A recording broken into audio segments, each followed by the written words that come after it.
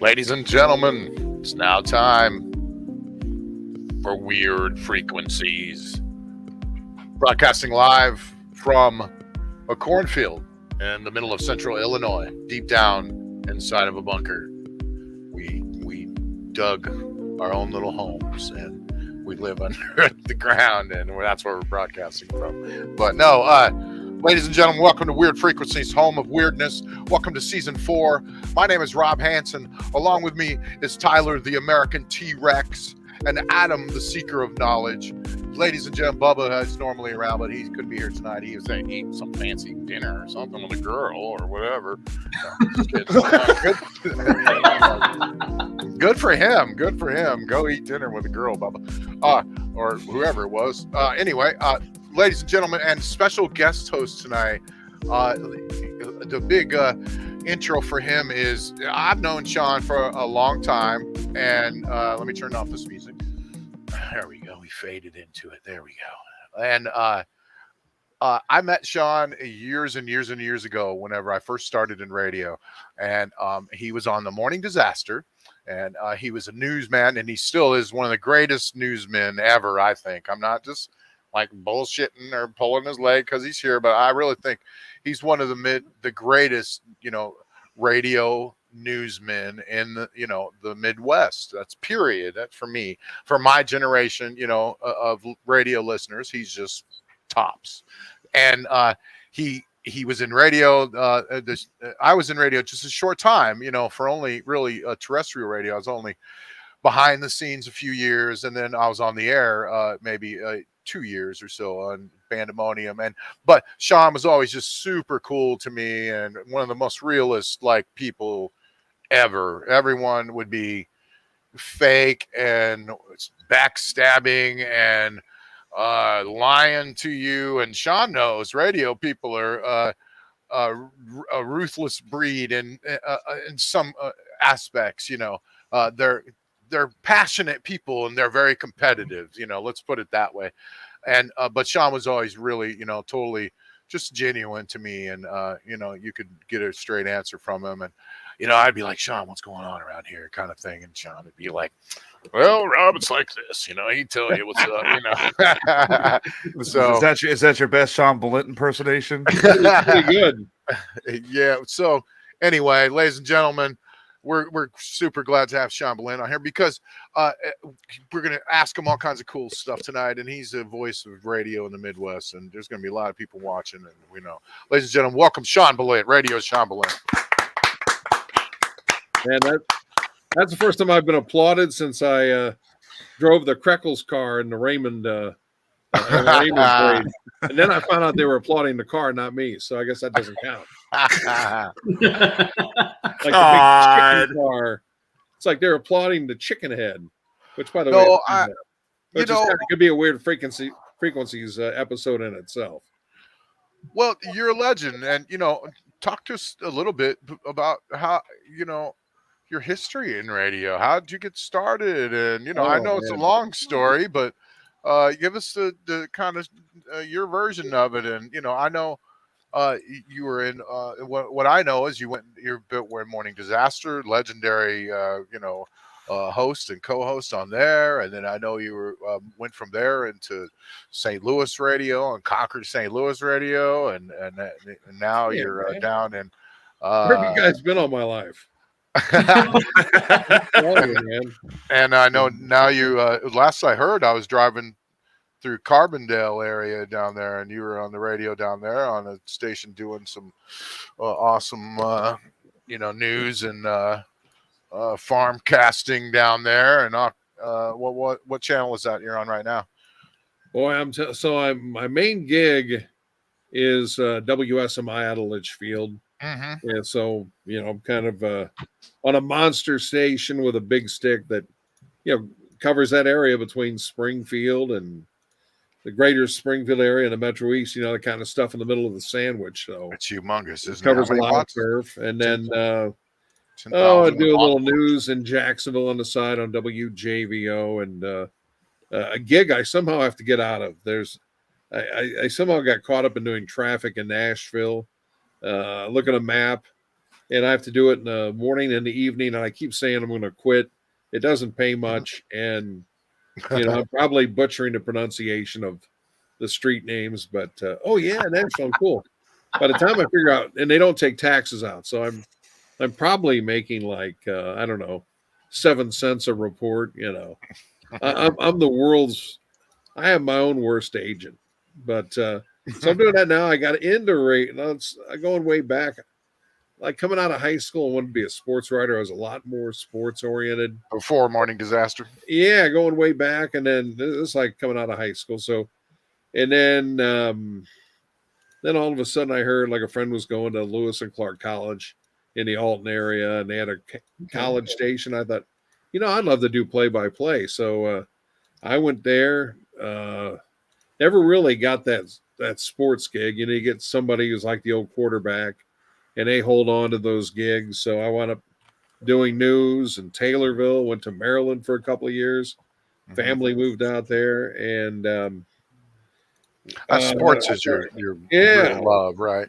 And it's not really doesn't consume.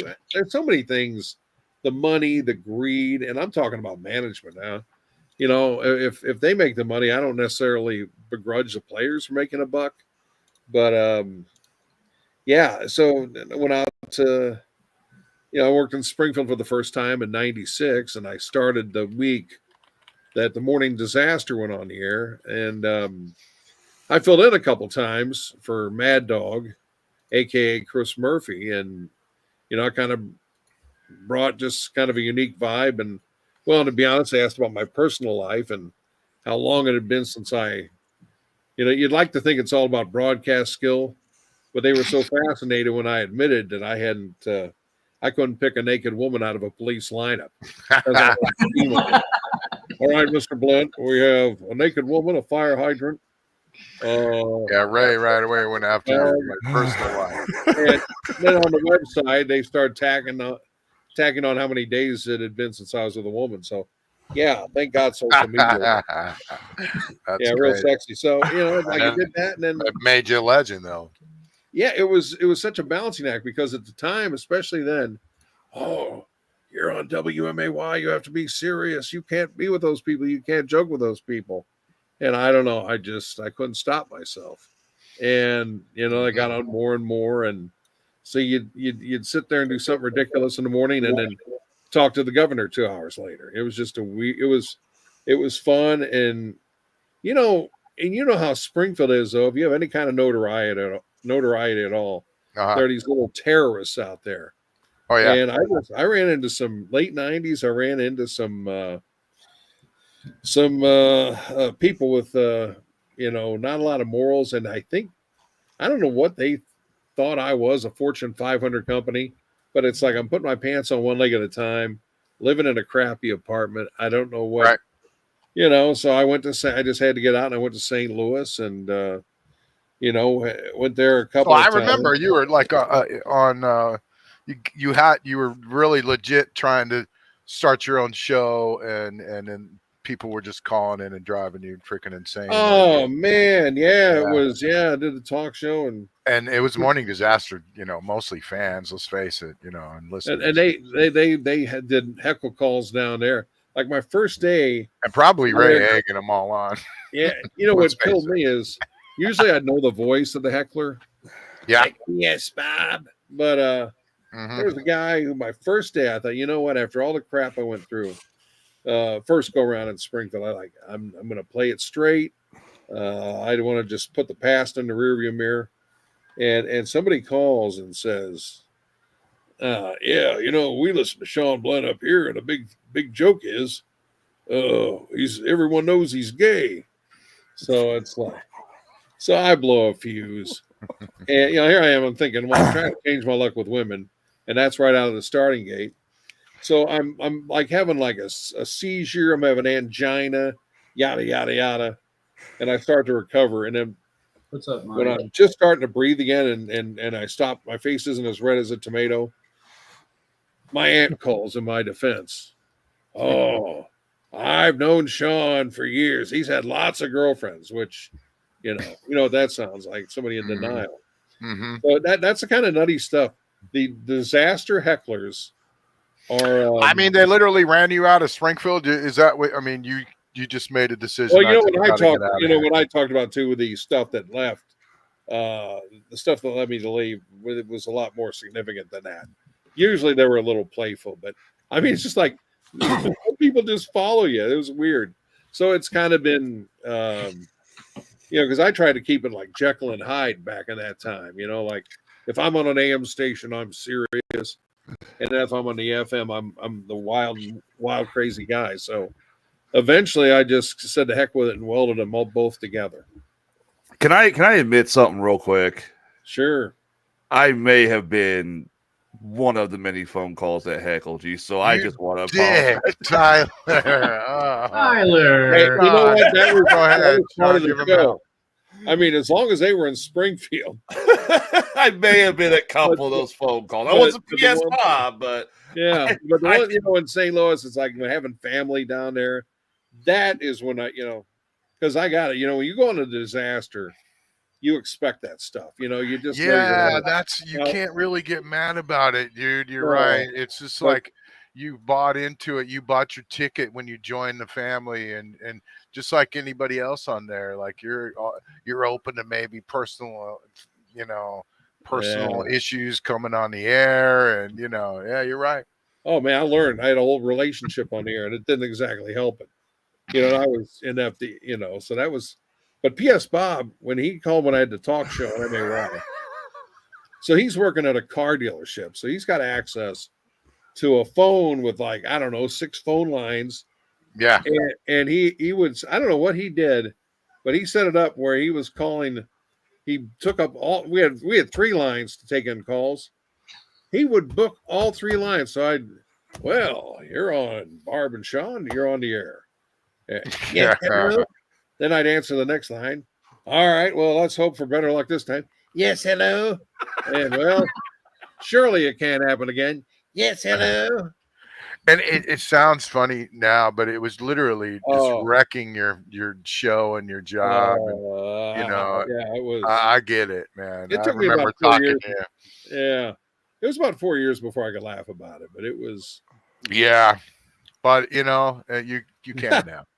And look, Jennifer Smith is in the chat, and she said, "Hey, Shawn," and there's a beautiful picture of it there. Gotta love Jen.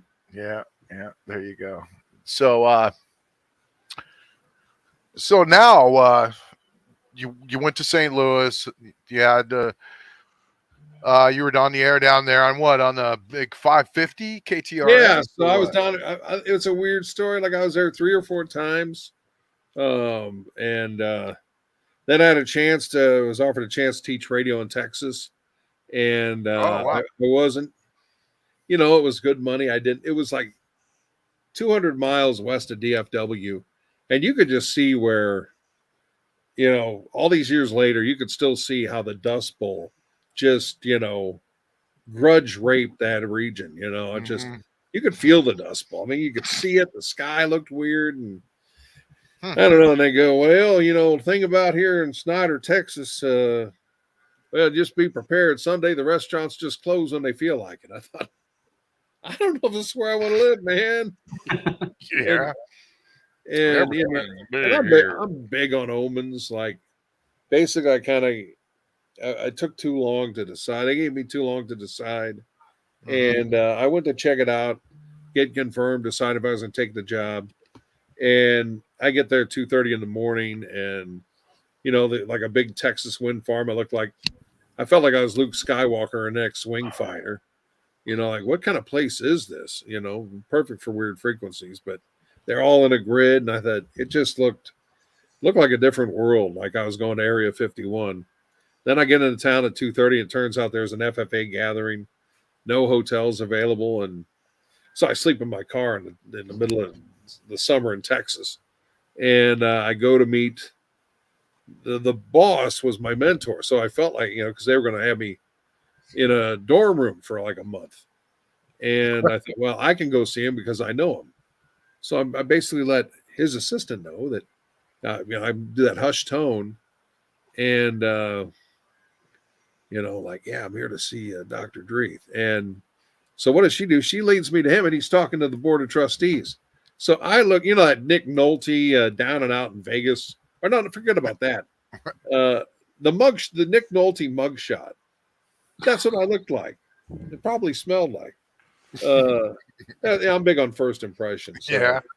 you know, I thought, you know, I'm not sure I want to come here. And then, but I left one last day to work in St. Louis, and because I was going to wait to be confirmed, and you know, and I go up there, do one last day, and you know, we worked a 4-day work week over the summer, so I just did Monday through Thursday and came up and was going to say goodbye, and then somebody, you know, a lot of people talking. It's like radio.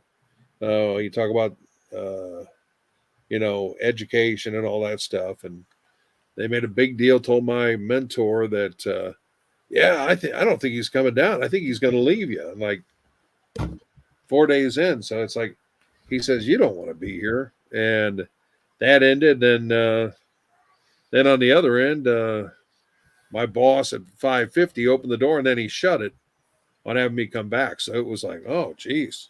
And so I was doing all these side gigs, and I had like keys to like 7 stations in Jacksonville and Marion, and it seemed cool, but you know, I'm driving everywhere. And if I'm going to drive 100 miles, I'm not going to brown bag it.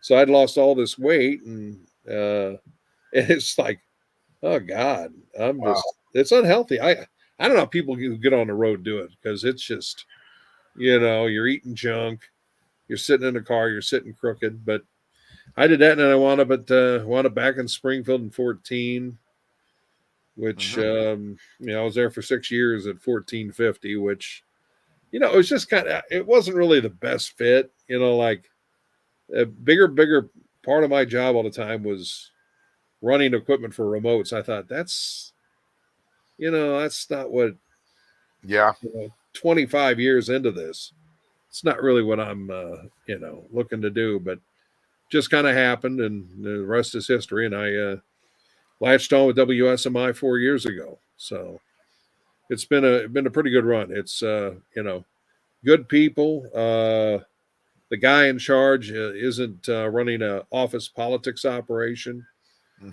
which, you know, I appreciate. That's rare. That's awesome. Yeah. Working for good people. So hopefully I didn't drive your audience away with the life story. No. We wanted to hear it. That's why we asked you here. It's boring LinkedIn frequencies with Shawn Ballint.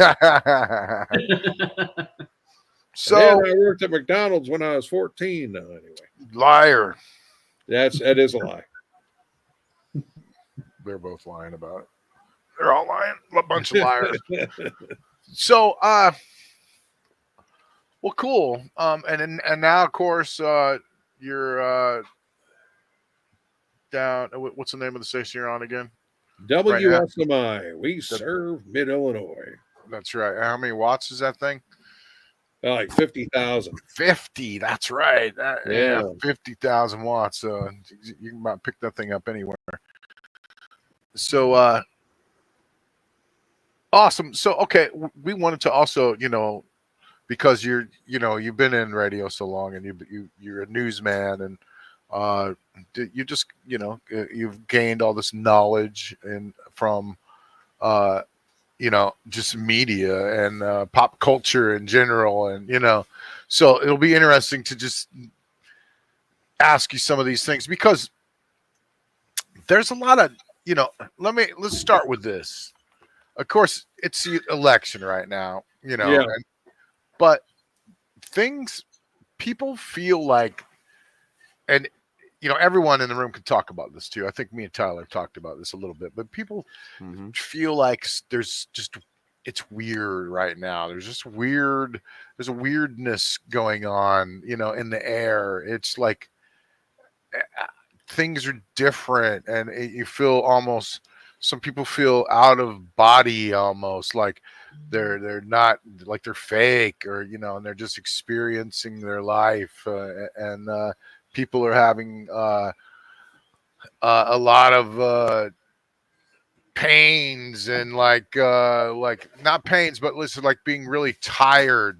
This has been the past like 3 weeks, and people just being really extremely tired, and just everything's real weird. And do you feel that, or is there I'll tell anything? you know what? And fatigue is certainly a big part of my life. And boy, and we talk about what long COVID and Uh-huh. other stuff, and most people don't find out that they have long COVID. I do run into more and more people like, man, it's like I don't know how to get through the day. And it's one thing if you're like me, I don't have kids. I can kind of go be a vegetable in the corner at the end of the day and Hmm. sit on the couch. But these people don't have the option, and trying it, and like you're to the point where the fatigue's so bad, energy drinks, nothing. There's nothing to jumpstart you. So yeah, I do see that. I see and there's nothing more isolating than when you got that chronic fatigue. It just totally pulls you out of society. Yeah, I think I definitely have a chronic kind of fatigue from getting COVID. I got it once, and I never really felt the same since then. Broomstick says, like everyone has lost their every freaking minds. LOL. That's what he said. uh, it's just a weird feeling. It's in the air lately, and just don't you mind. And the one thing that really sticks out is I don't know, like I don't know, what all inspires it, social media, just the way the world's changed, or working home, whatever. Uh-huh. But people, man, there's no shame at all. It just shame is like it's like in a museum next to dinosaur bones. I mean, people will say anything at any time, anywhere. I mean, there's no filter, Right. and it's like I don't know, and I just see people, they're ready to go at it at the drop of a hat. Everyone's And, mad at everything. yeah, Everyone's mad everywhere you go. Everyone's pissed off about something. People and come in my store and they're just like they're mad when they walk in. I'm like, how can you be mad at me? You don't even know me. You never even met me before. Well, you guys want to talk about the election and all that shit? They just did. Harris just had. I didn't even know this happened. She had a. This is how mad people got. She had a rally, and she told everybody Beyonce is going to be there. Okay, people got pissed off. Beyonce showed up, didn't sing, spoke for 3 minutes, and left. Well, what do you expect? It's not going to be a Beyonce concert. It's Beyonce's going to endorse Harris. That's what it was. That to me shows you how desperate she is. It's. We have Beyonce there for her. I mean, I don't know. You don't see Trump like bringing Eminem. yeah. Trump had Joe Rogan. He was on Joe Rogan Friday, and that thing broke the internet. Not kidding. Well, go ahead. And people expect, to be handed the world. It's like, you know what? You didn't buy tickets. You didn't, to think you should expect that Beyonce is going to do like a half-hour concert and you didn't buy, for free. Yeah. That's just not from the real world. I mean, Just perform. I could see being disappointed, but angry, brother. She's showing up and saying her little 2 cents in peace and popping out of there. Unless you're paying her 10 million or whatever she makes for her appearances. Probably more than that, I'm sure. But what are your election thoughts, Shawn? Without getting too personal and I'll tell you what, this is the interesting thing. I think I think first up, Citizens United is just the worst thing to happen in this country because it opened the door. These third party ads are so crazy. I mean, it's another thing, people will blame Fox News or they'll blame this, but I'll tell you what, when you have these commercials, like you don't realize how bad it is until you got Missouri really gave me an education because the Republicans own the state. And so then Republicans turn on each other and they all believe the candidates pretty much believe in the same things. So they got to go deep into the bag of dirty tricks. So like everybody's accusing each other of being in favor of Chinese farmland. Uh-huh. Well, you had one of the candidates for governor who looked like, if for anyone who remembers the cartoon character Droopy, oh gosh. And so they put like they got these commercials, talk about playing on emotions. And they got like the Chinese flag on his face and, the animated just madness. And, they got the other candidate. Everybody, he's a never Trumper. And so everybody's like grasping at straws, reaching for something. There's a guy, he's already got weird, mannerisms and nervous little smile at, the wrong time. So they take his face and they're like, manipulating his mouth during the commercial. And I'm thinking like, there's just no standards. You can do anything. You could, if it's politics, you can say whatever you want and just lie like crazy. They used to hold, lie like they used to hold you accountable. Now you can just say, and then, the teeth have been removed from journalism so much. I mean, there's just no one who's feared anymore. And, that might sound good to some people, but, not to sound like I'm digging into the deep past, but Walter Cronkite, people feared the guy, and he called it the way, he wasn't playing games. He wasn't, he told you what he saw. And, back then you had guys they kept around long enough. They had clout. They had, now it's like, well, if things go wrong one day, one of these spineless network execs is just going to boot you. No one Walter gets Cronkite was also the voice of the owl that they worshipped at the Bohemian Grove in Northern California. It's this pagan ritual, this satanic / pagan ritual that I'm serious. I mean, that's the way Satan was. Dude, he's the voice of the wow. The owl that they're during the ceremony, and this lightning comes out of the owl and stuff, and it's a trip. It's Walter Cronkite doing it. You can tell it's him, like, and they're doing this like ritual for it's Illuminati and New World Order stuff, and all the politicians gather there supposedly, and he was the voice of the owl. Somebody just broke into there. Alex Jones broke into there originally and filmed it and made a documentary about it called The Bohemian Grove. But just like last year, another guy broke in there, and the owl statue that they worship, because it's like the owls like represents like some god. I forget the name of the god, but it's there, and this YouTuber found it, and he went up inside of it, and it had stairs going up inside the owl and everything, and it was like about a year ago when he went there. But anyway, Alex Jones, Infowars.com. Yeah, and the special kit will turn your urine into lemonade. Infowars.com. Alex Jones. Back to you. I couldn't help myself.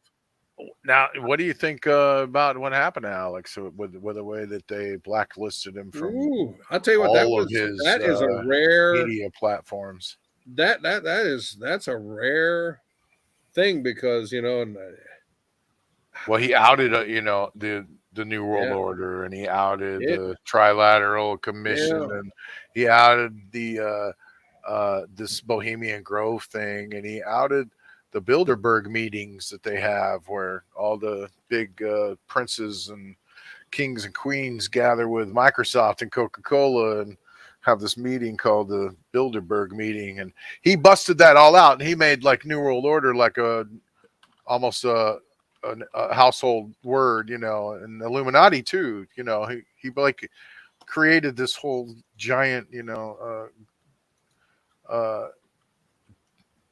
group of conspiracy theorists really all by himself. But then he did the Sandy Hook thing, and they banned him from every broadcast platform known to man, Twitter and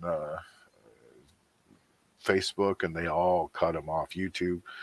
It was the biggest like total blackout of a person ever, and all because of Sandy Hook. Isn't that a trip? I mean, what do you think about that?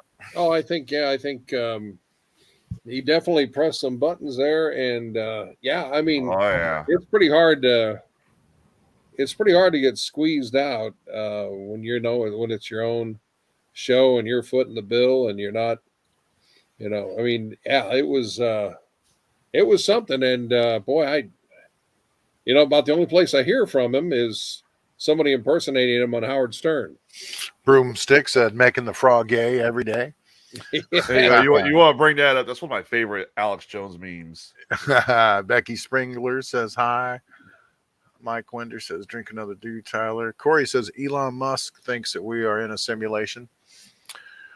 You never know when you're even like watching clips now of Elon or Joe Rogan or any of those guys if they're real clips or not because of AI. They've just screwed it up so bad. When you're watching stuff now, you're just like, okay, you don't know if it's Joe Rogan talking or not because they've totally AI-ified him now. You know what I mean? You can go somewhere and make a video right now of Joe Rogan saying whatever in the hell you want. And that's what all these videos are. Like 95% of them are now. I just can't even imagine the power of deep fakes and AI when, you see it. I mean, George Floyd, was there something worse that happened than George Floyd? You bet. Was Ray Rice the only guy who ever punched a woman? It seems like it based on the reaction of the world. People have no imagination anymore. If it's something terrible and you read about it, nothing there. But if it's on video and and again, I think the networks, the news folks are more and more invested in playing on emotions. I just and they'll run that 5-second clip, boom, boom, boom, boom, boom, like it's just making your head race, and and yeah, I mean, and so video's everything, and now it's like, oh, we got a tool, we can make it look like you killed somebody. You just can't believe like those old, like 24 or some one of those Clancy novels or something. It's it's pretty creepy, and you think what what they could do with a third world regime. Look at this person. Hey, my opponent. Here's a picture of him diddling a kid, or whatever you want to do, whatever the kind of thing that lights the wick and sets people off. Oh, everything. Talk about collusion. Of course, it's collusion. Everybody's collusioning everybody. Shoot first, ask questions later. I mean, and is there election interference? Yeah, everyone's interfering everybody now. It's a big giant interference now. Corey said Alex Jones has some great shows on Joe Rogan. He's not as crazy as it seems. Yeah, well, Joe Rogan got in a lot of trouble, just even putting him on the air. He had sponsors that threatened to just pull out, and Spotify was telling them don't do it, and he did it anyway. He's had him on a few times. Yeah, and if you look back, Alex is probably right about 80% of the stuff he said, but he said some bad stuff with against Sandy Hook, and he regretted it. He said he was sorry. Not good enough. They still don't allow him back. So somebody else interviewed him recently. Piers Morgan? No. Alex Jones? Yeah, somebody else. Like the guy who got kicked out of Fox. What's his name? Tucker. Tucker just interviewed him, and it was an awesome interview. They both talked about it. Everything was wild. But yeah, so okay. Anyway, election. Moving on from the election and the politics and stuff. Let's get into some Halloweeny, topics more like what we normally do. Let's see any more comments. So remember watching all the Hook stuff live when people could actually do that. Questioned a few things. Joe Rogan. Ain't that crazy? National news channels are the same old thing. Do you see video like 200 news stations saying the exact things in the same tone? That happens every night, I think, Corey. I think if you really want to know the truth. If they want to say someone's crazy or make somebody look bad, you'll watch all the news channels and they'll go, boy, that guy's crazy. And they'll go to another channel and go, oh, he's crazy. Yeah, they'll push whatever agenda or talking points for the day. And it's easy to get that across, too, with the way the business has changed, because you don't have any gatekeepers. You don't have, behind the scenes people were so important. And like, they'd tell the young anchor or reporter who didn't know what they were doing, like, hey, you're screwing the pooch. You can't say that, or that's not the way that works. That's gone. And basically people just, like they say, rip and read, feed the teleprompter something from 500 miles away, and we'll go with it. And so it's real easy. Yeah, it's real easy to get and as you know, people never stick around for the full story. They never, they're not checking 4 days down the road. They make their impressions based on the first accusation, and that's it. Right. You can be exonerated and everything else. So it's it's like preemptive strike material. It's like you fire the first shot, you win. Joe Rogan's this good guy, smart man. Skeletor says this. Joe Rogan's good guy, smart man, love Rogan. What do y'all think of Trump's interview? I think it's Trump's smart man doing all these interviews right now, going around to all these podcasts. He's even doing some goofy, like weird, like dudes, like podcasts that you wouldn't think he'd normally be on, but he's going around like trying to reach a younger audience is what he's doing, man. So I think it's smart, but I didn't see the interview yet. I've seen it. Did you? What do you see it, Shawn? I have not. I have to check it out. So yeah, I don't know, man. We were talking about this, but I don't really know anybody that's going to vote for Kamala. I hate to say that or like pick sides or anything, but like seems like everybody's voting for Trump. So I don't know. Let's have a vote in the chat room. No, let's not get off.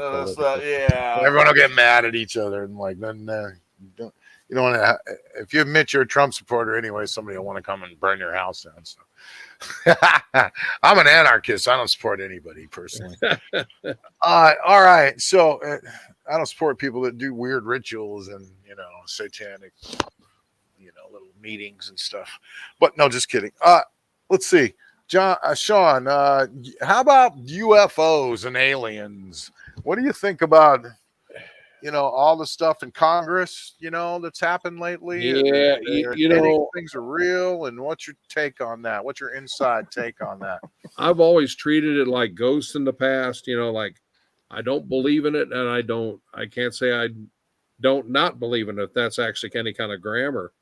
But man, it's almost like they're trying to prepare us for some kind of news or something. It's like little leak here. It's like little piecemeal. And, you've heard, going back to World War II, there are the stories about, well, like the Foo Fighters, like these guys are in the air, and as crazy as some of the Nazi weapons, advanced weapons they developed, that didn't explain something going, whatever, that appeared to go 2,000 miles an hour and, some Me-262 Schwalbe, that was the name of like the big German jet fighter, couldn't do what, these things they saw in the sky could do. So, yeah, it just gets hard. Now, I've always thought, like, oh, it's ridiculous to believe. Well, creator, Big Bang, whatever you believe in, I find it hard. The government I find it hard to believe all these planets are in this universe for show. Here's another lifeless planet for you to look at someday. There's got to be something out there. You've never seen anything. Yeah. You've never seen anything personally? No, I have. I have not, and certainly there. I was around. Let's see. There was, around Lebanon. Here, about 10 plus years ago, down by Scott Air Force Base, there was something that. And that's not a place where they're going to test secret aircraft. But something had the back end that looked like a Star Destroyer. And based on the drawings, I think the guy who had the most descriptive drawing tied to him was a cop. And they kind of see a little bit of everything. So, you just wonder. I haven't seen anything. Of course, it gets hard to tell what's going on in the sky. Is that a helicopter? Is that the International Space Station? But I've never seen any discs or. So what happened? I don't know if this is the prime territory for that, but it used to be. They used to have all the time out here. Are you talking about? Are you talking about when the police were chasing the supposed UFO across the state of Illinois into Missouri? I think that might be a different one because I think it was just it moved so fast. It was kind of the overnight shift. he saw it and described it, but I don't think that. Yeah, then there's the heck, what was it? The Battle of L.A. when what was that during World War II? I think it was during World War II. They claim a balloon got loose, is what the claim is, and they started shooting at this. But the handy dandy balloon. Yeah, if you look at the photos, you can tell there's definitely an object there. It's not a balloon because it would have came down with all the firepower they were dropping on that thing. Yeah, that would have been my favorite deleted scene from Independence Day. Why, my fellow Americans, there's a balloon. That's simply a balloon that's cast a shadow over the Empire State Building, and that's not a. So, do you think that there's some kind of alien life out there, or do you think that there's aliens maybe roaming around on the planet already? I'm just about. I think at this point I'm kind of leaning toward it. It's which, leaning toward it. There's something out there, and there's been some kind of I don't know, contact or whatever.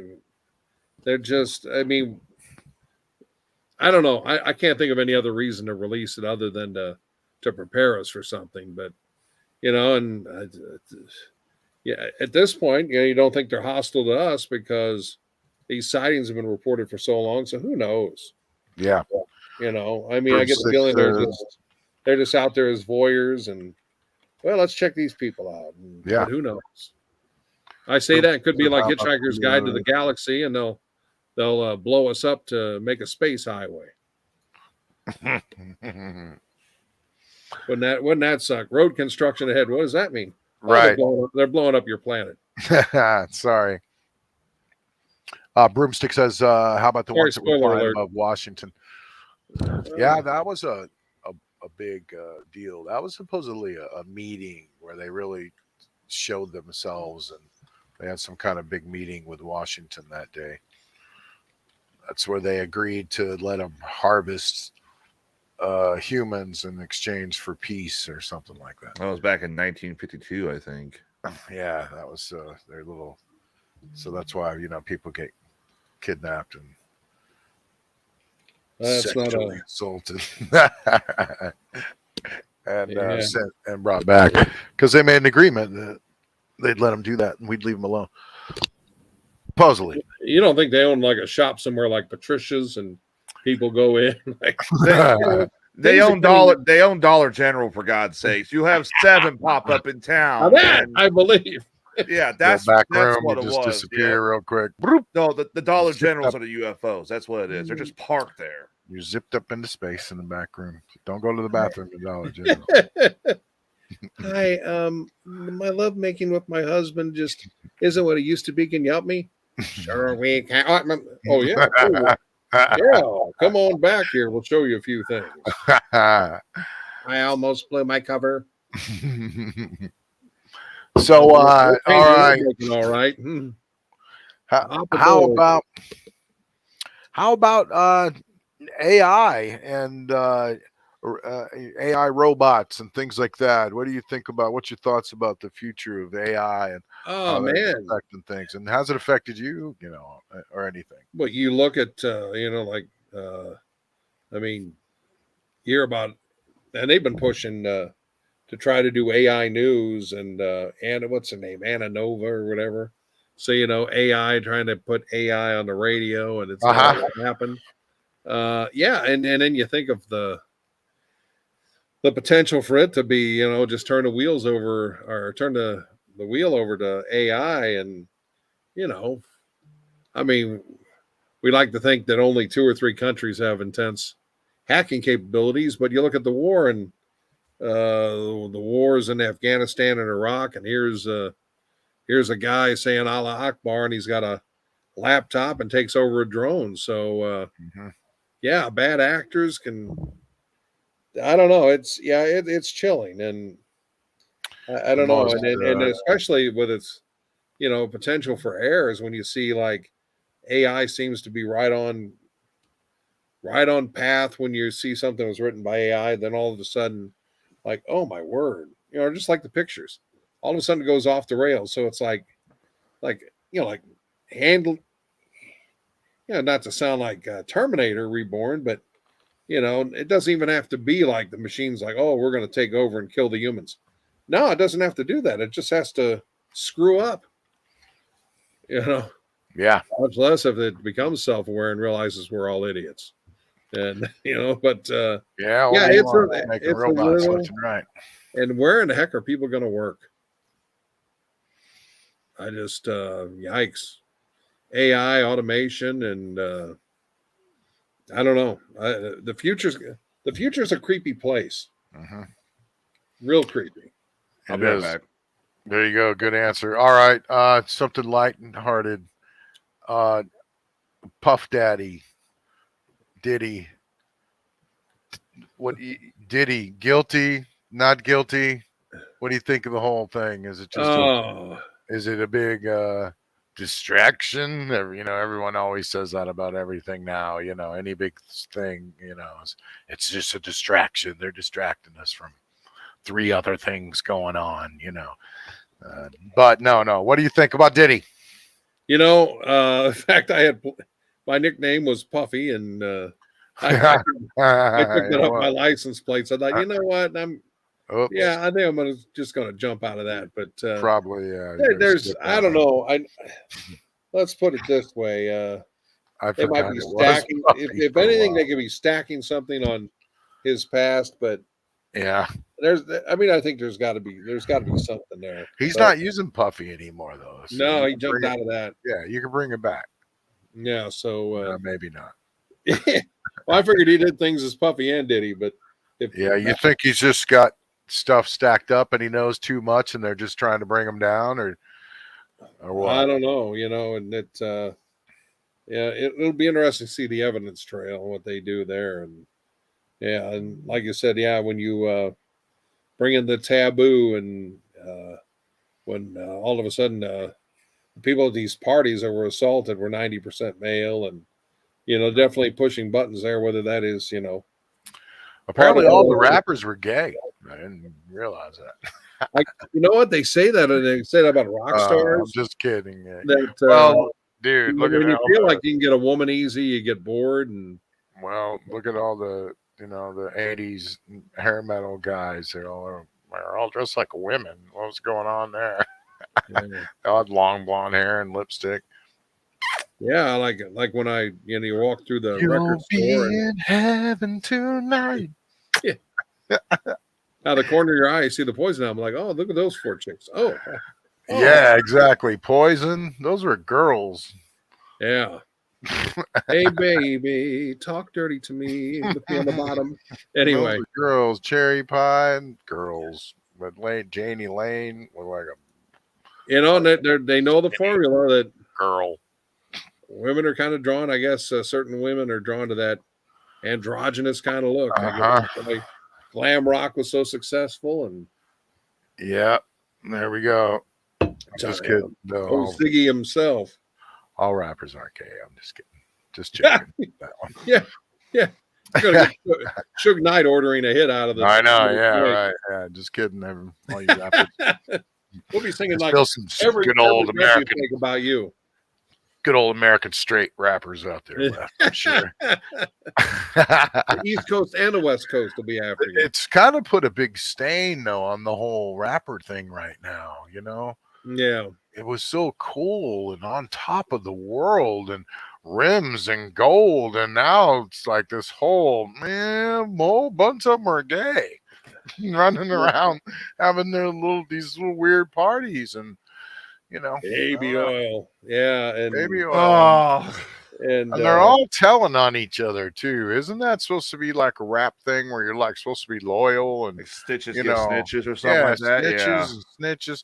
Every one of them are in a video now telling on each other. Anybody who, if you want to be famous now, you just go snitch on all your friends. Like, I'm going to make a video on you guys here soon. Yeah. And then Snoop went legit and started hanging out with Martha Stewart. That had to be a little. That's still a little weird. Every third commercial is Snoop. Man, if he isn't the biggest sellout in the world, I mean, one moment he's making an album about being a gangster in the hood, and the next minute he's making cupcakes with Martha. You know, that's hilarious. Bow wow, yippee yo. Yeah. New looks for fall. Yeah. Him and Martha, I think, got something going though. I mean, Oh yeah. They're yeah, getting they look at each other like, make some muffins. They're making muffins. All right. All right. So, you organize in your closet here. Take with this. This will make it easier. The chat saying guilty for sure. They also said the video gambling industry is run by aliens. And Diddy's the reason I can't find my baby. Skeletor, be good. This is not my show. Be good on this show. Diddy. There you go. Skeletor's been crazy on our show. I like Skeletor. He's funny. So okay, all right. Back to some paranormal stuff, Sean. We're getting close on an hour, so we just got a couple more questions for you, dude. We'll let you get out of here. Thank you for staying this long, man. No problem. My social life. This is welcome. Right on, and that's why we do the show on Sundays. Yeah, people are sitting around, and there's not a lot to do Sundays, and we got a little community going here now. It's cool. Let's see. Bigfoot. What do you think of Bigfoot, dude? Believer, non-believer? But get it out now before Bubba shows up. Bubba will show up and just want to fight you. I'm 50-50 on old Squatch because I'm not sold, but you know what? We see all these, finding out these new species are out there that we thought were extinct in the ocean. And so I can see where it's possible. And I know, the fact that the guy admitted faking the famous Sasquatch video kind of killed things for a little bit, but actually we found out he never admitted it. Somebody else that's funny how that happens. Like something like that sticks, so it's good to know that. Do you want to show Sean this one and see what he thinks? Because Bubba, let's see, Sean. Yeah, see what Sean thinks about this one. This is some latest footage. Sean's really got people freaking out. What's your opinion on this? Well, that's interesting. Wow. That's pretty chilling.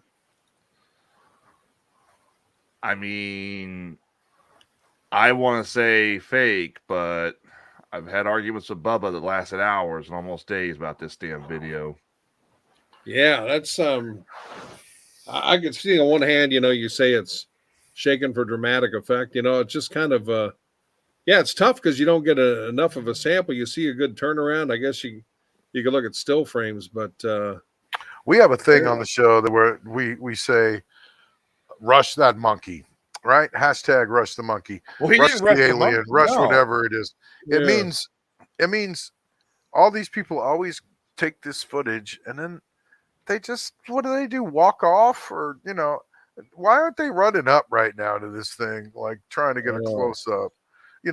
So we're telling our listeners, if you spot one of these things, we expect you to risk your damn life. Rush that thing, rush in there full fledged and get the shot, man. That's not a shot right there, don't you think? So, and if there's an alien, see, they'll spot Bigfoot, Sean, and he'll be in the middle of the screen and he'll just walk off. And like, where'd he go? Follow him. Like, what's going on? Is that more footage of him? So, yeah. Well, you just wonder what they're going to find out because, you get the feeling like, before there was, I realized too, live video is difficult because you're out in the wooded area and, you'd want somebody to be on Starlink, I guess, to get something out there. I guess if somebody was a pro hunting for that stuff, that'd be the way to go. And, if you're streaming, whatever the heck, that's a lot of streaming, but, I guess that's one way because I can imagine if you're taking on some creature that doesn't want to be found, he's going to kill you and no one's going to find that camera. He's going to treat that camera like Bigfoot does in the Slim Jim commercials. It's going to crush you and crush it. Phone screener Tommy in the chat. Oh, dude, a lot of things are going to happen before I announce I'm getting married. I mean, the odds against that are like 1,000 to 1 now, minimum. That's probably understating it. That is a maybe I'll have like insider joke. Maybe I'll have like a Bigfoot wedding. No, how you doing, Tommy? Do you take this woman to be your lawfully? That'd be kind of fun. Bigfoot themed wedding. That'd be cool. So Tommy's and then then you throw the priest like Sasquatch does in the Slim Jim commercial, or the rabbi or ordained minister. That's why if Jim the photographer was alive, he'd be perfect for that. Skeletor says it's just his hairy girlfriend.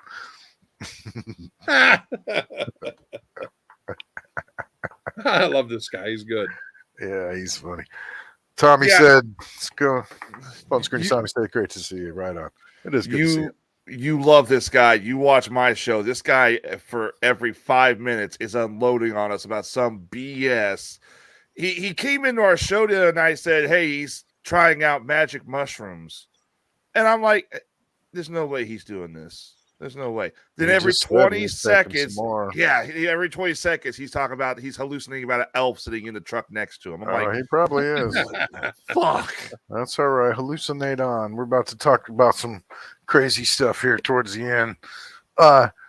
So, all right. How about, Shawn, let's talk about ghosts. And, well, first, ghosts. Do you believe in ghosts? Have you ever seen a ghost? I have, there are things, that I tell you, I had very intense nightmares when I was like 4 years old. And I still remember, like, it's, how the subconscious is, where does it, especially at that age, where does it pick up this stuff? Because, I'm not seeing like R-rated movies. And it was 73. It was 3-channel era. And, like in my closet, there was like this prisoner in an 1800 style ball chain prison outfit, and all these nightmares took place in the room. Mm-hmm. And you just wonder, like, at that age you can't separate. You mean in a room that you were in or staying in the bedroom? In the bedroom. And he came out and threatened, I'm going to take your brother. And in one of these nightmares, he picked me up and threw me up to the ceiling. And then coming out of the closet too, there were like 8 figures that looked like the monsters of Easter Island with full bodies and metal halos. And like, where does the mind come up with that stuff?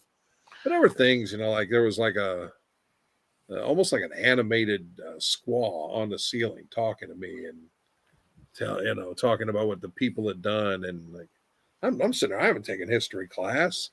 I don't know about, maybe I picked up a little bit on cowboys and Indians, but yeah, so I don't know, that's close as I've had to experiences where I wonder, like, was this something more than a nightmare? I don't know, but they probably were. I mean, those are, I consider those, those are experiences. It happened. That was an experience that happened in your mind, and that, whether or not it physically appeared or not, I think sometimes that's as close as we get to ghosts. Just what you're saying. I think maybe, even if it doesn't actually appear, even the experience in your mind like that, in some dreams like that, it's still an experience that happened, and as vivid as you're remembering this stuff, there, you might have been, been catching some energy in that room, or some waves from some time, kind of vortexes of some kind from, when that stuff happened, or energy residuals, Yeah. And I worked in a building where somebody committed suicide, and I think they did it in the building. And I mean, there was like there were these pockets of the building, like I mean, maybe the mind's eating up on the suggestion of it turns cold where there are ghosts. But man, there was just a cold front in like a 20-foot section of the building. And I'm thinking, okay, I just kind of had a bad. When bad things like that happen, energy can be left behind, I think, sometimes, and residuals, and You know, I think, it's a complex. It's a complex question, you know, and I think sometimes like when someone like maybe has died, and then you maybe hear them in just in your mind, like you hear someone just like like going, oh hey, this or that, you shouldn't do this or that. That's a real experience. That's that person actually visiting you, and it happened, and it's a thing, and it was in your head. And I think sometimes that's as close as ghosts are to being real. I've never seen one physically, but I think I get visitations sometimes like that in my mind, even or in my dreams, and they're real. They're a thing, man. You have to look at them like that. Sometimes they're even a gift from that person that you have to be open to receiving. I'm taking you both all ghost hunting one day. I'm going to find a place where you guys are going to be like, okay, yeah, that was a ghost we just dealt with. Mm-hmm. Like Weston Hills or some haunted location like that. You can take Shawn. I'll take Shawn. Yeah, I'll tell you, part of me also wants to go to that Greenwood Cemetery in Decatur, where they say the Confederate soldiers come out and appear lost and don't know how to get home. Know about this place, Tyler. Tyler's a professional ghost hunter, by the way. So yeah, he definitely believes in ghosts, and he's seen all kinds of crazy stuff. I can work on getting into Greenwood Cemetery and get in there. It's in Decatur. It's not too far. Do a live remote with Shawn out there. Yeah, why not? That'd be interesting. And I know, what is it? Down there in Alton, they're going to try and contact Houdini's ghost on Halloween night. So I saw that. Yeah, who was that? Troy Taylor, I think. Troy, yeah. That'd be fun. He does all kinds of crazy little dinners like that.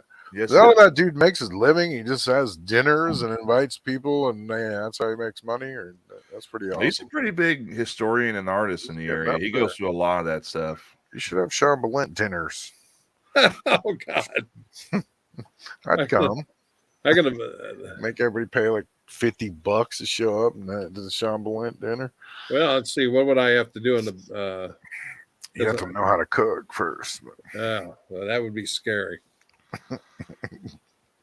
Yeah, I'm trying to think of the various Ask Shawn. Screwy things I've done, and this was like the live personal Ask Shawn. Actually, I've gone on your Ask Shawn posts before and put really weird, bizarre shit. I have too. He doesn't answer it either.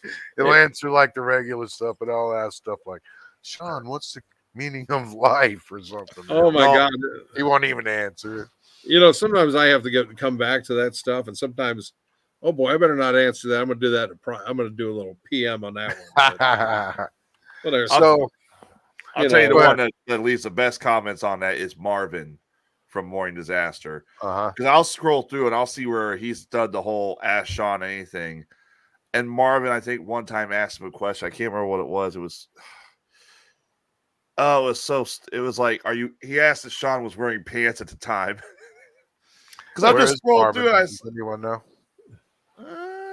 He's still around. I know he's dealing with some health. Yeah, he's still kicking, still fishing once in a while, and nice. He's a hoot. He's interesting. That's where he was so different than, let's say, Jim. It's like he could be Marvin, and then he just like, you know what? I just want to be left alone, go fish or something. He had different gears, and watching old westerns, and good dude. Marvin, man. But he was funny. Yeah, it's so hard to relate to that era, like like when people like, oh yeah, when like they'd have me in drag and go to the atrium in front of like 800 people. Like, why would you do that? And I was like, well, that's what kind of stuff we did. It's a trip. It was a completely different. All the Jimmy jokes, the way we tormented Jimmy about being gay on the air, and I'm not gay. Hey, I'm not gay. Not even gay. And the funny thing was Jimmy really wasn't gay. I don't think. No. He but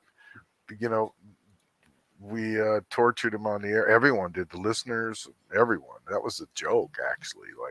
And you just you could not do that now. No way. No. People would just be on you, complaining. Like, could you imagine how the phones would light up if you tried to do that now? People would be like, "Oh my God, what are you doing to that poor gay man?" But Jimmy knew the joke, and although it was like it messed him up in real life a lot. He would try to just want to be a regular guy and hanging out, and people would be like, "Hey, what's up, homo?" And yeah, he just. I felt bad for him too, because the regional fame, I think, just everything's happened in his life, and I just think that regional fame meant a little more to him. And it's like, I don't know. I guess I learned young because there was the first station I was at. They thought they were going to make it QLZ before there was QLZ. You couldn't own a bunch of FM stations, so they thought they were going to upgrade the power in Taylorville to 3,000 to 25,000 watts, and they kept getting into a legal battle with the folks on YMG, and then all of a sudden the Fed said, "Oh yeah, you can own multiple FMs." So they just wound up selling it and became QLZ. But there was a kid I was Doc Rock on that station. Hey Doc, you rock, man. And then the next week I'm just on the AM station, and the same kid just didn't even look at me like I was a ghost. I was invisible. So I thought, well, I'm sure not going to live for, notoriety or any of that stuff. It's going to be gravy, but you just can't live for it. Yeah, well, you're right. Jimmy maybe he loved it, and he kept trying to capture 1996 again. It's not coming back. Yeah, he kept partying as like he was a radio star, even when he wasn't a radio star anymore. And he just he was Jim the photographer. It's crazy talking to people about him now and trying to even explain who he was or anything, and what kind of a thing it was. Like, I've always said we should have made some kind of a documentary about him, or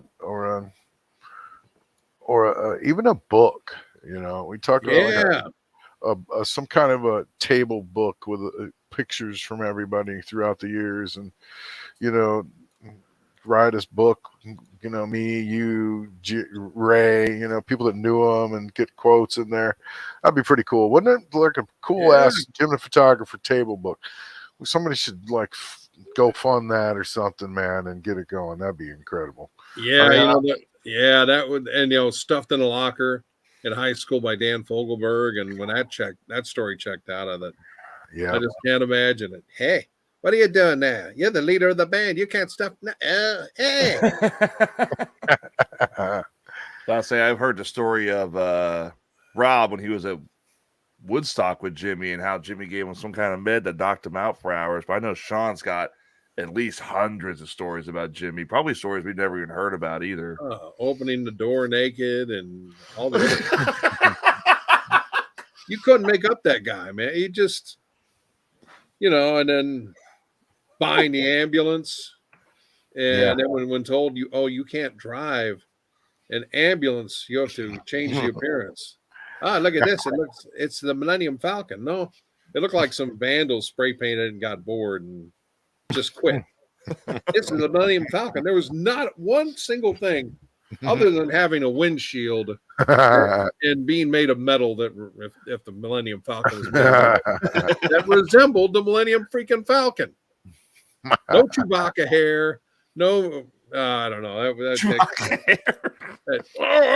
would never be seen in, Chewbacca. There's got to be, plenty of pictures of him and footage of people, that could contribute, like being tied to, telephone poles and taped to telephone poles. And things like that, and just appearances he made.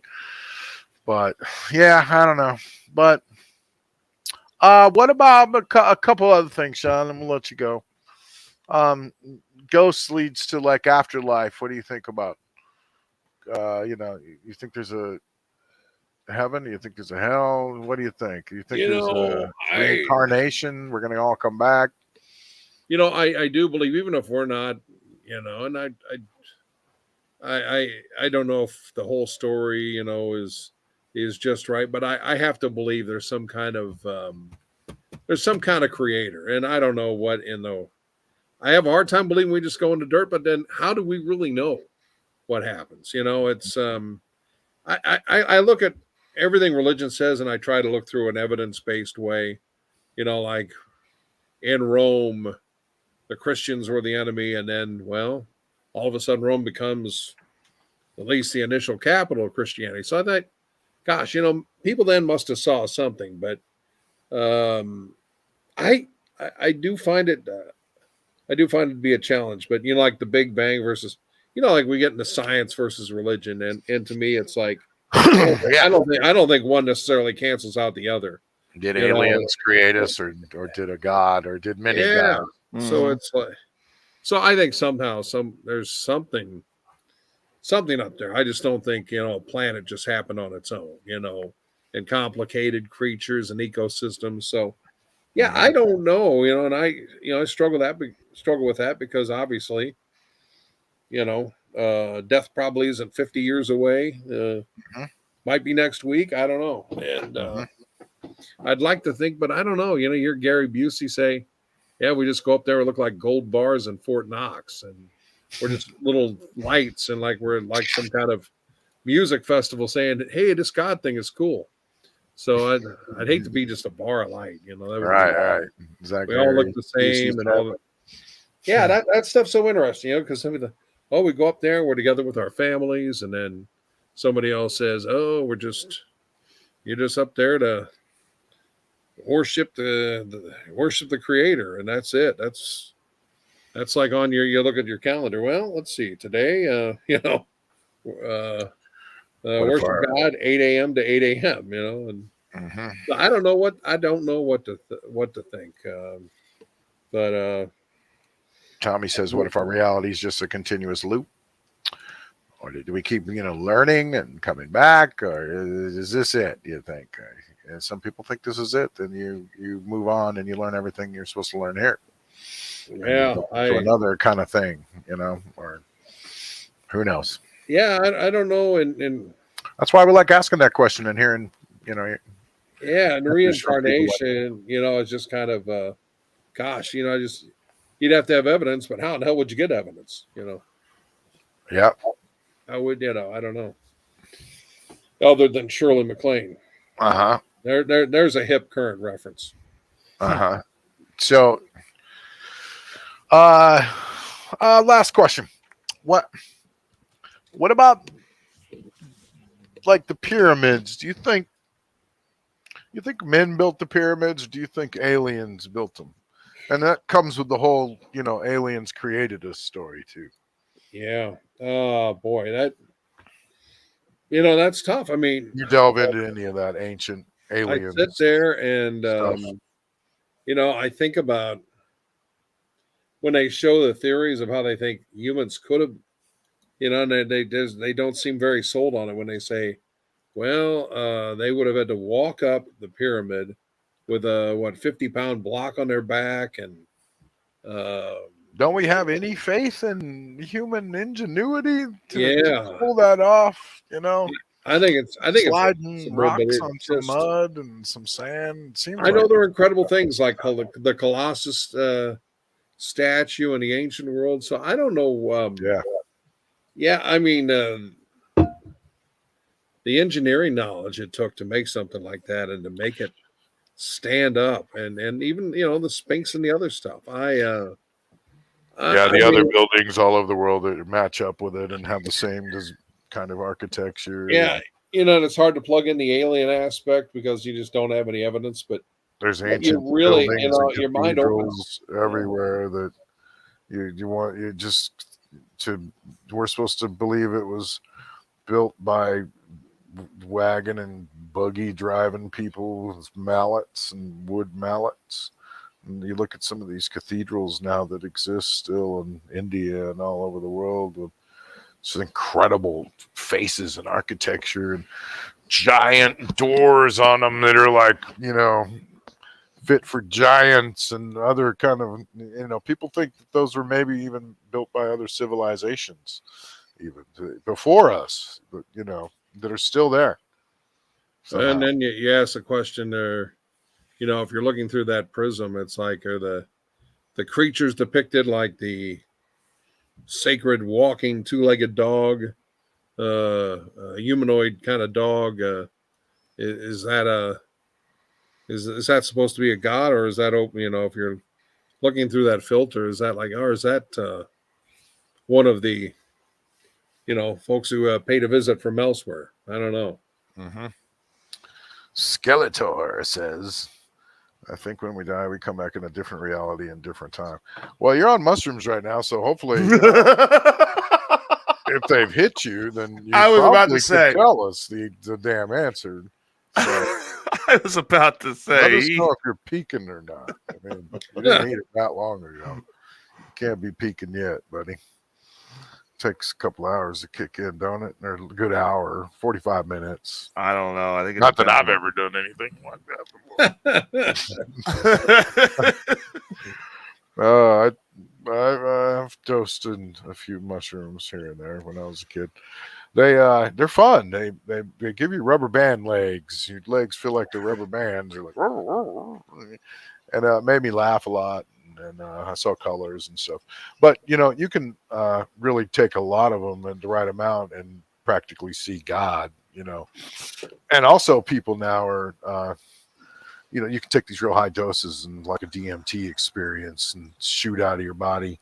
But people are also doing these low-level doses, now of psilocybin and whatnot. Yeah. Then it helps with anxiety and really helps you be a more productive person. They're microdosing now, so that's pretty cool. Well, that's good stuff. That that's I might need that.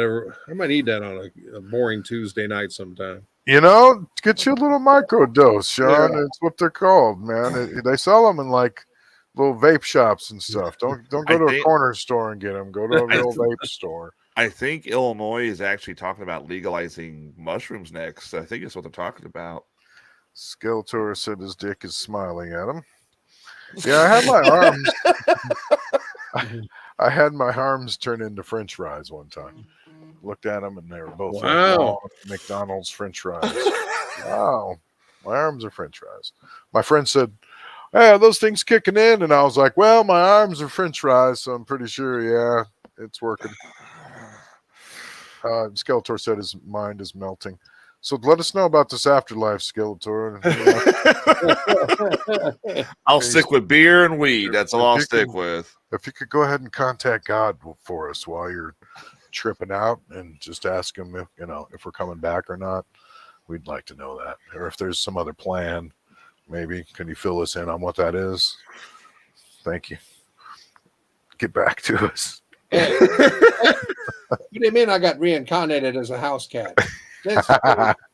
Hey. Jimmy, well, if he came back, he'd probably come back as like a snake or something. No, I have not. A house cat, probably, so he could see up dresses.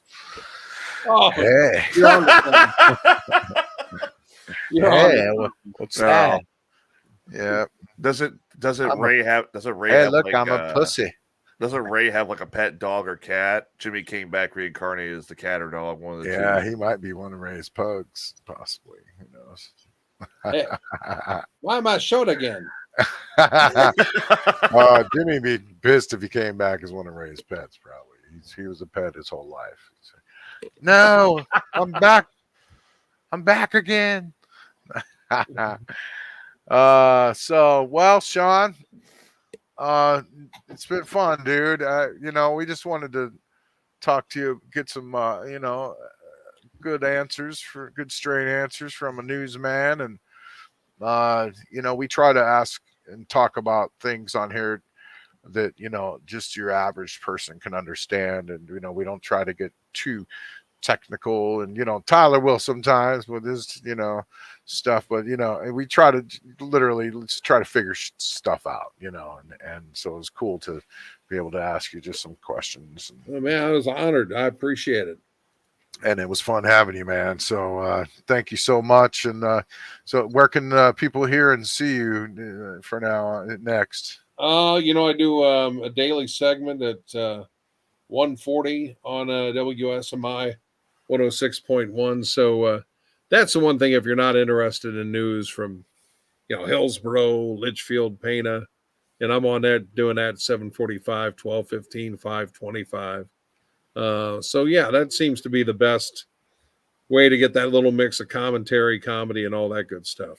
Yeah, it's super cool. It's fun. I got to listen a few times now. When I'm on the road going down to St. Louis, you can always pick it up. Yeah, it's super fun. Yeah, it's a lot of nonsense, but it's try to keep it fun nonsense. Mm-hmm, mm-hmm. Super cool. So, well, thanks again, Shawn, and all you listeners. Thank you for tuning in, and all the Shawn fans that showed up. Shawn fans actually showed up, so That such a thing exists. Yeah, they showed up in numbers. I had a train wreck in town last night. Like, hey, come to my party. Oh yeah, come to my like. Oh, geez, did I ever live in this town? I thought I was a ghost.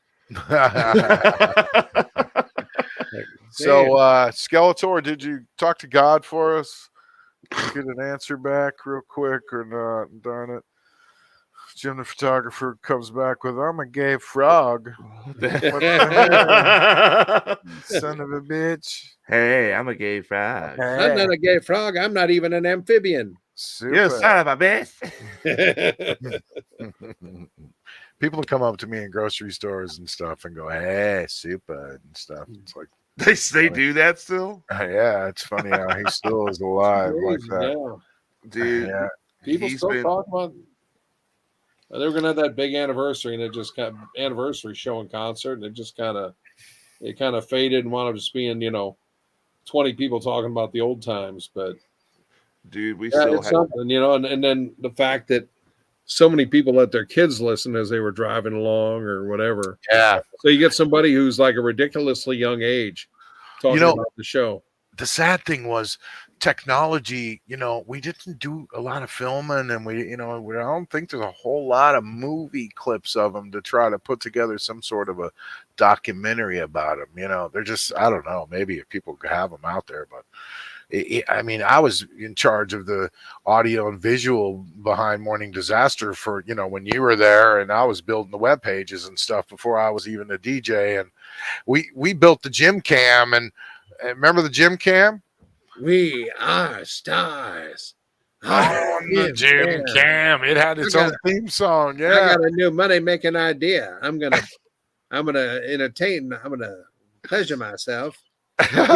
People are gonna He came to me and he was like, Rob, we got to make a video phone using my cellular devices. And he came to me with all this stuff. And I was like, okay, dude, we'll figure it out. And so we took his phone and hooked it up to the website, right? And we uploaded one picture every 30 seconds. It would go chicka, chicka, chicka, chicka, chicka, chicka, and finally upload. And we figured out that the web page that we made, the web page itself, refresh every 30 seconds. So it wasn't a live feed, but you were getting a live shot every 30 seconds, basically. And it changed. It just changed. And Jimmy would be there going, yeah. But dude, that was the technology then. You know what I mean? And we had a live remote gym cam type thing before anybody. I mean, let's face it, people got to see him doing his crazy stuff. He was doing. I remember we did like a bathtub full of Fruit Loops. Remember that behind some bar? And we taped him to the Hummers. We taped him to, he'd be dressed as Santa Claus, and we just do all kinds of horrible stuff to him. And that all was over the gym cam, but it wasn't really being recorded or captured or nothing. You know what I mean?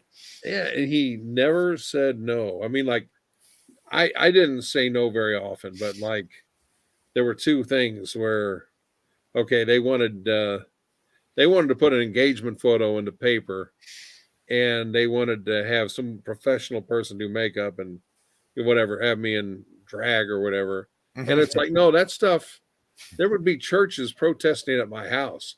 I'm not doing that. That would never die, and it would be in the paper's archives for 100 years. So I said no that, and then like what they had a gal came in the Avon gal handled Avon sales, and she was showing off lipsticks and they said, well, we'll give $300 to breast cancer research if you kiss Jim. It's like, no, I would never. I'd be looking over my shoulder. It's like, you know what? If it would cure breast cancer, well, do whatever. But $300 isn't going to do crap. It's like, I mean, it's going to give like someone with breast cancer a chance to buy mushrooms or something. I'm not getting labeled that. I'm not. Oh yeah, well, it's on film. Well, whenever he passed, I know. He never said no. We helped clean his, house out, and oh my God, boy, there was some wacky stuff in his drawers, some he clothing, kept everything. Not to put him out there, but male and female clothing. Oh my God, really? Oh yeah, Jim was a trip, man. I still love. I don't know what to do. I'm broke. I don't have any money. And then all of a sudden, he'd say, "Look what I just got my hands on." And he had like an alligator family, Papa alligator, Mama alligator, and a baby alligator heads. And you looked over, like the Papa alligator was $148. $108. The baby was 70. I don't have any money. Wait a minute. He actually had legitimate. What? Probably. Yeah. He got some gift shop at a gator. Some kind of shellacked alligator head, and they had the whole family. He bought all the alligators. Yeah. To call in to say, crikey, I just blew the rent on dead alligators. Oh God. Crocodile Jimmy. I remember one time he took that car salesman on a drive, and he took him held him out for like an hour, driving him around and on a test drive. Him and Shaner. And then he took the guy and had him go through and get him lunch in the drive-through. and he was like, I don't have any money. Would you mind paying for this? Made dude pay for lunch, and the guy's like, finally, you could tell the dude was getting so mad. He was like, look, man, I got to get back to the car lot, man. Seriously. And Jimmy's like, hey, could we stop by here? And it was funny, man. I literally wet my pants when he pulled the laundry out of the trunk. And they came up to the laundromat. Just a second, I got to get out and do this quick. Did he? Jim with a laundry basket with and it's Jim's laundry basket. So it's probably like underwear and panties and I think one of my favorite Jim segments that you guys broadcasted was when Jim was sick. So for some reason they sent Bodine and Shaner to Jim's house to drag him to the hospital. And Jim ended up flipping out. Yeah, they said he wasn't sick, but he ended up flipping out on them over the radio. It was weird because every time Jim flipped out, Bodine was involved. I don't know why it was. Bodine was somewhat involved. So Shader got back at Jim and towed his. There's an example of how, get me back my man. Bring my man back, you son of a bitch. I kick your ass. Calling sick, they'll come to your house. Yeah, you hear him in the background. He's yelling so much, he's barfing and he's gagging from it. Yeah, really actually sick, probably. No one can do it better than Jim. Always. Yeah. I remember when they had me give Jim an enema, and I didn't understand enemas. I didn't know what was inside an enema. I didn't know how it worked. And I mean, it's like I was a bored cafeteria worker. Well, I got to put the steak sauce and all this stuff. Wait a minute. You gave Jimmy an enema? Yeah. That was Bodine did it first, and then when I did, I mean, I remember hearing Bodine's, and that was some crazy offensive radio. Yeah. I thought, well, I got to squeeze this hard for it to go in the proper place. So it's like, ah! Jim, you never knew if he was acting or if he was reacting. So it's like, people right now listening are horrified, just even wondering what we're talking about. Oh my God! It was on. Now, I have to say, giving a guy an enema was not on my bucket list. Well, this was 90s radio, you know. I'm telling you, man. Well, what, late 90s, right? Is that what was the run of the disaster? April 15th, tax day 96 was the first day that it was on Springfield based. And before that, it was out of Peoria because that's when Jim started with them. You know, that's the craziest story, you know, like Caterpillar was on strike for 2 years in the early 90s. And he thought, I'll just do this, hang out with these radio guys. I'll listen to the show. I'll do this while I'm bored. And then, you know, Caterpillar finally, you know, they slowly recalled people out of that after the strike was settled. And he was trying, you know, basically they only set him up with, he had to work third shift and he was trying to work out where he could show up for the show at 8:45. And I mean, the only smart thing to do was go back to Caterpillar, but he was addicted to the fame and everything. I think if he goes back to Caterpillar, he'd still be here today. And he knew, you know, Corey sounds like he was being hazed and it was documented on the radio. Well, he was in many ways. It's true. And Jim also knew that it was a character too. And and when he was off the air, he was a different guy, wasn't he, Shawn? He was. It's funny. Jim could turn things. He could turn things on and off. Like I remember. He didn't talk like that though. Like last year or two. Like I mean, he had a weird voice, but he didn't talk like the whole high pitch. He didn't talk. Why? But he had a weird voice, right, Shawn? Like when he just talked to you, it wasn't like that. He was so desperate to still feel young. Like you'd have a conversation that's like, this is a guy who's done different things. You know, cross country runner, pretty good. Actually, was a decent photographer. Was in the martial arts as a sensei, and Kung Fu. A lot of that stuff was true. And he was kind of like a little Forrest Gump. And you'd have a great conversation with a guy with perspective. Then all of a sudden, one of his 420 buddies would come in, and he'd all of a sudden turn into, "Hey, it's Corey, my best friend," who's like 22, and you know, not a Mensa guy. No offense, Corey. And he'd go, "I'm kicking it," you know. They're just like flipping a switch. So it's like, you know, Jim, I kind of like, you know, Jim McGill, just normal person with a little Jim the photographer. Yeah. Well, that's cool. We knew that guy though. Yeah. He got into some bad people there at the end of his life, man, and he was doing a lot of crazy things he shouldn't have been, and it was a sad way to kind of end his life, really. Lord knows the police the police, I know the day of, you know, and making phone calls, a ton of cop cars there, and, you know, like people thought something untoward happened until they finished, but that was pretty chilling. And, you know, I remember in the week before I guess he had switched phones. He kept calling me about fantasy football. He always wanted to make trades, and I felt bad because I didn't respond to any of his calls because I thought it was somebody else. And so he probably died thinking I was just a big, big jerk. And he was hanging around a lot of unsavory girls at his house. I know that. I'd go in over there a couple times, and there'd just be like 20 girls in there, and all of them looked like they're bad news. And I'd be like, "Jimmy, what the hell are you doing?" And he'd just be like, "Hey," you know, and then I was there when he passed also, you know, around. I was around, man. And we were able to honestly get in there and, you know, clean some stuff up before any officials arrived. So, you know, we were able to keep any kind of drugs or anything like that disappear instantly before the police got there. Wow. So the neighbors, everybody pitched in, and we cleaned that place up real quick. So, and it's all said and done with now. And, you know, I don't know, but that's what happened.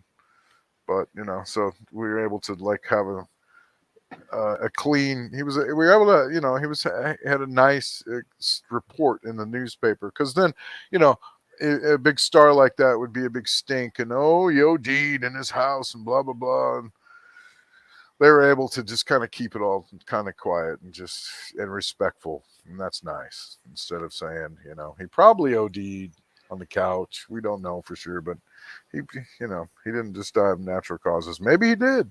He could have. I hope so. But he was partying like a mother. I know that. So, Wow. But he did pass away on the couch, just in his sleep. So hopefully, it's good enough way to go. But I miss him still. Don't you, Shawn?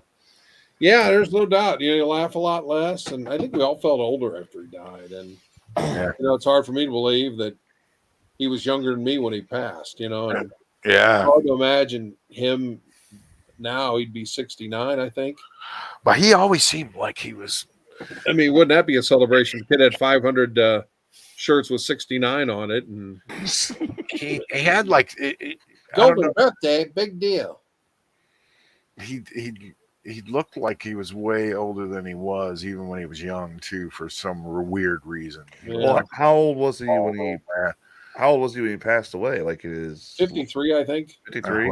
Yeah. Dude, he could you imagine him now with Illinois legalizing weed? He'd be he would have burned up left and right. Just you would have seen him every 5 minutes with a joint in his hands. He'd be doing commercials. Yeah, he would. Jimmy had he never really married, but he had a lot of friends, a lot of girlfriends. And I still talk to a lot of his girlfriends because they knew I was really good friends with them. So, like, there's a few, 2 or 3 of them out there that we talk about him and bring back his memory every year, around the time of his passing and stuff. Yeah, it's pretty cool. But yeah, well, yeah, but like you said about him being hazed on the radio, he loved it and he lived for it, man. And he wouldn't have been on the radio unless he wanted to. But you couldn't have done the things that we did on the radio back then. It's all no way. The gay and any period after Obama became president. There's no way we could. What year did Obama get in there? Oh wait, did he? Yeah, women 08. Yeah. What? Well, and if you tried to do it today, it just wouldn't work. Hearing Jim say, "I'm not LGBTQ plus," that just doesn't have the same ring to it. I'm not even whatever. What? I'm not even LGBTQ plus X.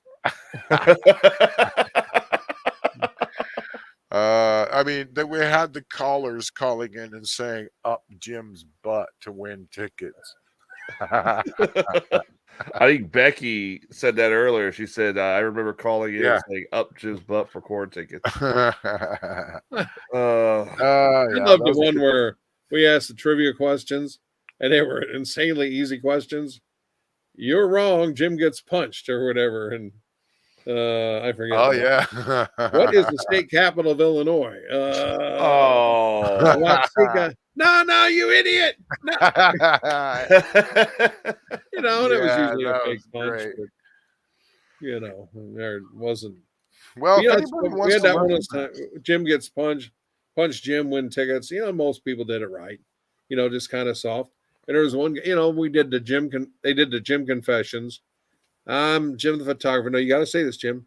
I'm a fan of Saddam Hussein. I'm not a fan of Saddam. And so some guy goes, well, obviously, whether you think it's funny or not, it's right out there and straightforward. He didn't believe that. This guy comes up and goes, I have a friend who served in Iraq. And it hits Jim in the stomach as, not expecting as hard as he can. And you know what? You're a moron. Yeah. You know what? After he died, I heard that, and I got mad at just some people that took things too far, especially when they let the listeners get involved. Because, you listen to the show, the shtick, and that's not what he's expressing. That's cowardly to hit someone as hard as you can when they're not expecting it. A good way to give somebody a grabber, Well, remember, you had the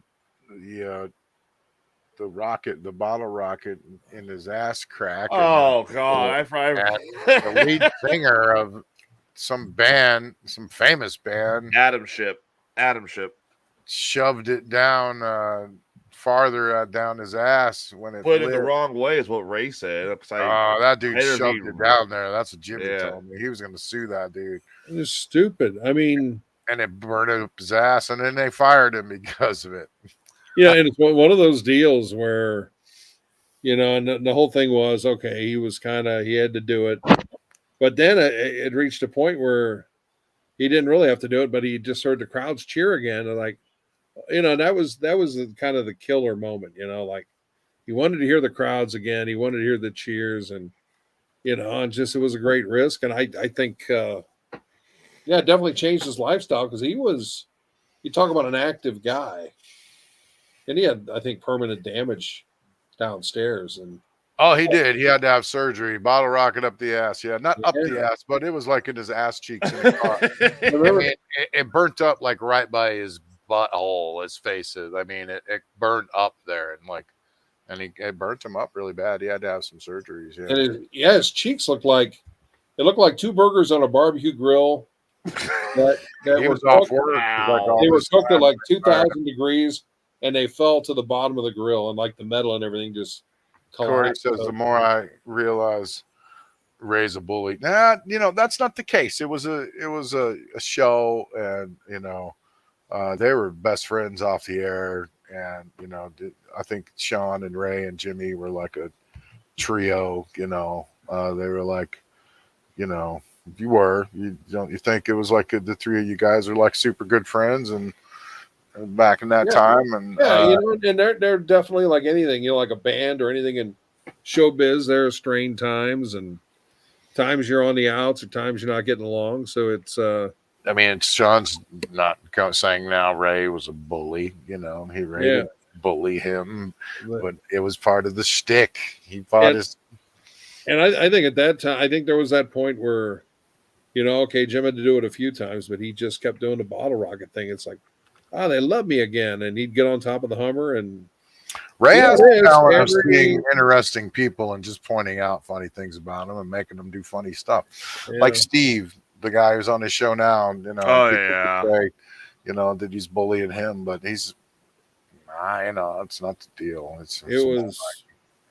I mean, there was a definite, there are some moments like, is it a fact? Does it happen? I don't know. There were back then, there was reality crossing, that was going on live on the radio. Like it was weird. It was a reality show. It was Jackass, and it was a conventional radio show. It was kind of like a reality show before there was a reality show. Jimmy was Jackass before Jackass, absolutely. The things that he would go do and not, worry about harming himself. He did hurt himself a lot, obviously. The rockets up his ass, and he would go out and do stunts and things like that and get banged up. Said he had a concussion from rolling down the hill. I think at the fairgrounds, and rolled down the hill in a barrel. Oh shit! Did he? Oh damn! Yeah. I mean, some of the stuff like I don't know what. Some stuff like when he had to be Buckethead, and they made him spend the entire show for weeks on end in a porta potty at Shainer's. And they some of that, I mean, was really like bizarre, like cruel radio. It was a trip. I mean, I remember that, and it was like you felt sorry for him, but at the same time, it was hilarious. I mean, it was funny, and the people on the other side of it that were, doing this to him thought it was hilarious. And some of his answers, like, I talked about Buckethead, and they drew like a smile on the bucket that they made him wear on his head all the time. And Ray goes, "Quit looking at me that way. You're out of line." He goes, "Don't make that face at me." "Hey, I'm not making the face. It's drawn on." That may or may not be funny with a tip, with somebody else, but with it was just extremely hysterical. Man, he would protest like it was like he was really protesting. Like that's not my face. That's drawn on. Yeah, I'm not. Yeah. Let me take the bucket off. It does all sound horrible, and it's hard to even explain. You're right. I mean, without sounding like we just tormented this man for 10 years of his life, and called him Thanksgiving gay. Eve, and Thanksgiving Eve, I think, well, I'm not going to see Jim in that ridiculous wedding dress. And you remember that he wore that on Thanksgiving Eve, and he wore that outside Wrigley Field during the McGuire Sosa chase. Had that sign, "Marry Me, Sammy." And again, he's wearing a wedding dress. He doesn't have a wig. He doesn't have. There's no other drag element other than the outfit. So it was at a unique, weird, and like these guys outside Wrigley Field were going to beat him up. And hey, you could pay Jimmy like $50 and he'd show up and strip for your girlfriend or whatever. And he'd roll around all over, hey, baby. And she'd just be horrified and trying to get away from him.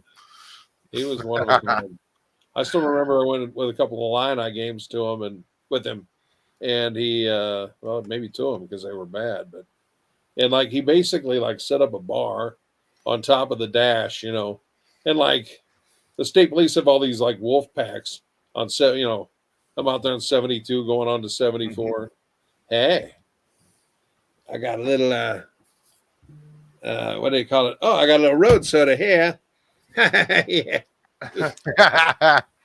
He's just like cruising and boozing the whole time. It's like, some people can pull that off, but I was going to say, if anybody wants to ever hear any Jim the Photographer, you can go to like what? morningdisaster.com. morningdisaster.net. .net. Archives there. And you can go there and like, I don't know if you got to pay for it or what, but you can go through the archives and listen to, they have CDs of everything we're talking about. It was, not everything, but a lot of it was recorded and documented and it's out there. So, I'll throw it up in the chat room here in a minute. Yeah. Like links to it. That'd be cool. There's also a video out there of Jim versus the volcano where he's talking about his weed volcano. Have you ever seen that, Shawn? Yeah, I did. Yeah, he made like a commercial for his weed volcano, which is this giant weed device that was like this big on the table with a turkey bag that he filled up with smoke. He was way ahead of his time. Now people they're doing the same thing, but they're doing it with a little tiny device, but he was smoking concentrates back then and using this giant turkey bag. It was amazing. And he was like, this is the future of weed, man. And he's right. I mean, it did go in that direction, which is funny. But hey, Rob? Yeah. Share this. Bring that up. You guys want a little trip down memory lane? I'm sharing my screen. Oh, gotcha. Okay. Oh, all right. Here we go. The future. Vaporizing. Zoom in. Oh, yeah.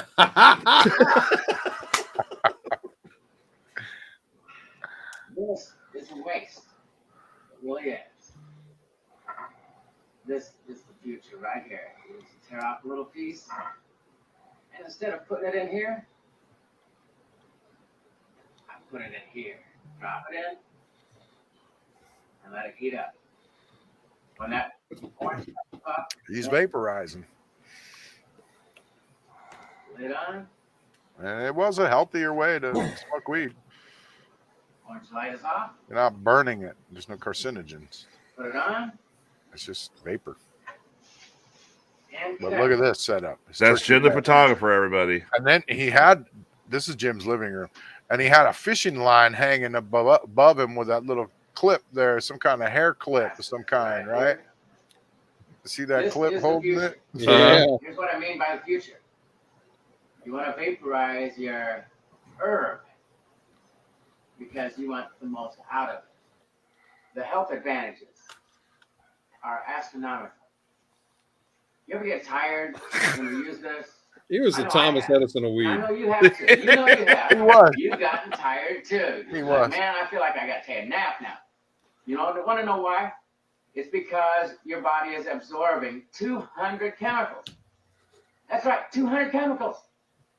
With this, you're only absorbing 5 chemicals.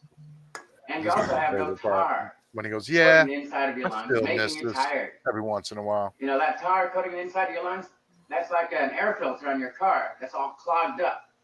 The air isn't coming into it. So it's acting much less efficiently. But this is very efficient. Yeah, I still use this every now and then for old time's sake. That's classic. This is the way to go. And it's He also cut into much that more one, too. cost-effective. That little herb that I had in here, that I put in here instead, well, I'm going to get 2 balloons out of it here. 2 balloons? Instead of just one little bowl here. He fills that thing up And twice, this yeah, is with that one bowl. 99% TH vapor. Not in the video, I but think yeah. it's So is he better. gonna like put his head in it or something? No. Or what? watch. It is so good. Oh my I'm God. looking forward to it. Turn on the fan. Oh, Undo it. Put this on. He would just pass this around. And enjoy.